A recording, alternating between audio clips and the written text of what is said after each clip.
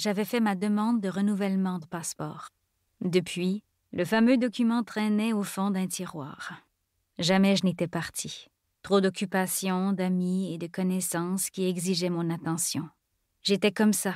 J'avais besoin de me sentir utile et surtout, je ne savais pas dire non. Un jour pourtant, tout changea. Alors que j'étais au travail, à l'hôpital, un message de ma mère déposé sur mon bureau me rappela la convocation à la lecture d'un testament. Celui d'un grand-oncle que j'avais dû rencontrer 2 fois dans ma vie, mais avec qui j'avais eu de longues conversations téléphoniques au moins 1 fois par année depuis mes 18 ans. Je l'aimais bien, et sa mort me peinait, mais sans plus. Après tout, malgré nos échanges, nous n'étions pas si proches. Et j'avais toujours eu l'impression que c'était davantage moi qui parlais lorsque nous discutions.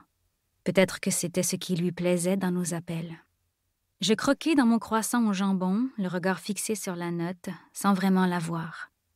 Je tentais de me remémorer la dernière fois où on avait bavardé, oncle Albert et moi. En janvier, il me semblait, au jour de l'an. Fidèle à son habitude, il m'avait posé un paquet de questions sur ma vie, mes amours inexistantes, mes amis, mon travail, mes éventuelles visites. À cette pensée, je soupirai, puis appuyai mon front sur mes mains. Après mon secondaire, j'avais voulu explorer le monde. Ma mère, craignant qu'il m'arrive Dieu seul sait quoi, avait décidé que de m'envoyer chez son oncle était le moyen le plus sécuritaire de me laisser vivre mon rêve. J'avais donc passé l'été de mes 18 ans dans sa maison de cette petite ville reculée d'Écosse, puis je m'y étais arrêtée quelques années plus tard pendant à peine 2 jours lors d'un voyage entre filles. Même si je lui avais sans cesse répété que je reviendrais le voir, je ne l'avais jamais fait. Et aujourd'hui, il était mort. J'inspirais de nouveau, puis expirais, un frisson courant le long de ma colonne vertébrale. Mes études en médecine et mon travail m'avaient entraînée dans la vie adulte en resserrant leur emprise sur moi. « Docteur Poulain, votre patiente de l'urgence est là », me lança Claire dans l'interphone. La voix de ma fidèle technologue et amie me fit sursauter et je me redressai d'un bond sur ma chaise.